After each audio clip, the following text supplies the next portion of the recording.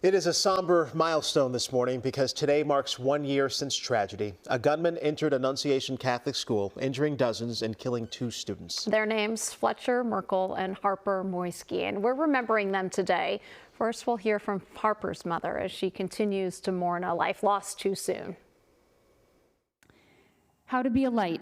That's what Harper taught us every single day of her 10 brilliant years. It's a light that's been leading the way for those who knew her best. She lived big, and she squeezed the most joy she could out of every moment. Harper was an original person through and through.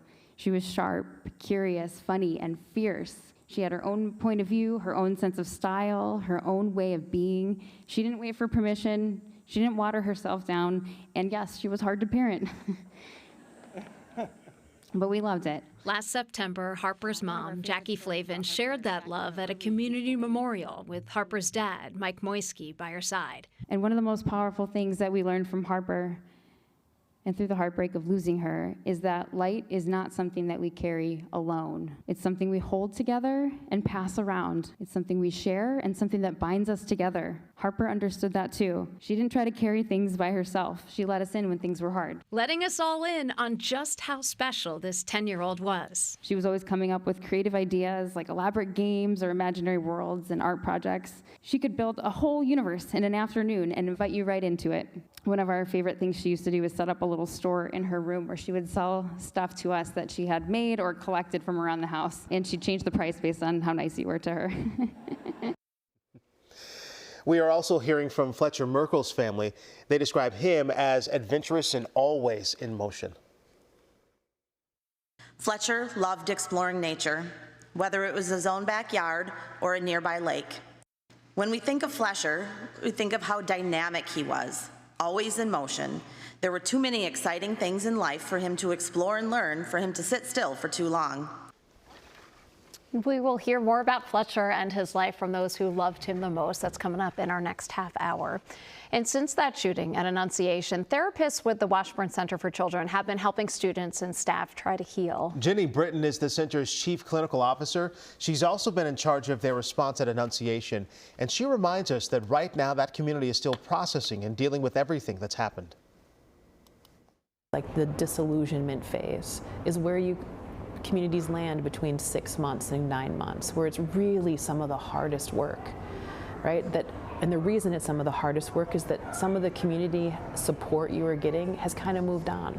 What is the best way the community can honor them and help? Really leaning into what they know they need versus us just doing what we think they need. Our coverage continues this morning. This is 1 year since the tragedy at Annunciation Catholic School. That's where a gunman entered a back-to-school service, injuring dozens of students and killing 2. Their names are Fletcher Merkel and Harper Moyski. We are remembering them today. Our Frank Vassalero hears from Fletcher's family. Fletcher loved his family, friends, fishing, cooking, and any sport that he was allowed to play. Fletcher loved exploring nature, whether it was his own backyard or a nearby lake. When we think of Fletcher, we think of how dynamic he was, always in motion. There were too many exciting things in life for him to explore and learn, for him to sit still for too long. A dynamic 8-year-old who spent a lot of his days here, on the shores of Lake Harriet, fishing. He showed his cousins how to fish. He was so proud of every fish he caught, showing them to anyone who was nearby, asking if they wanted to touch it or kiss it. A spot that now hosts Fishing for Fletcher. We're just doing our best to combat what happened to us with joy and kindness and set an example to prove that good can overcome evil. A community fundraiser to support a scholarship at Annunciation. It's overwhelming in a very positive way. Our community continues to show up, and we wouldn't be here today, with an event like this without all of their support and kindness. We're also hearing from Harper Moyski's family, describing her as curious, funny, and original. She lived big, and she squeezed the most joy she could out of every moment. She was always coming up with creative ideas like elaborate games or imaginary worlds and art projects. She could build a whole universe in an afternoon and invite you right into it. Our special coverage of Annunciation 1 year later continues tonight at 6 o'clock. So join us as we sit down with the school's creative director and for the first time hear from longtime parishioners who were injured in the attack. We also know several Minneapolis police officers were the first to respond to calls of a shooter at Annunciation. And this morning, MPD is sharing their officer stories with us. Hear from one first responder what they remember from that day. When I opened the doors, everyone was crying, teachers including. I saw a little girl with some blood in her hair. I'm like, oh, what happened to you? Are you okay? She's like, yeah, I'm safe. My friend got shot in the head. It was really hard for me to digest that one. Not sure what to do at that moment because there were so many other kids who were like crying, and there was just and the teachers too.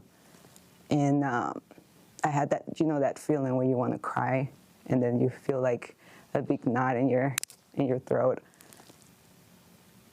I know I couldn't do it. I couldn't cry. Like, they were looking up to me as a help. So I just had to be strong and not cry in front of these kids because I wanted to, because I felt so helpless.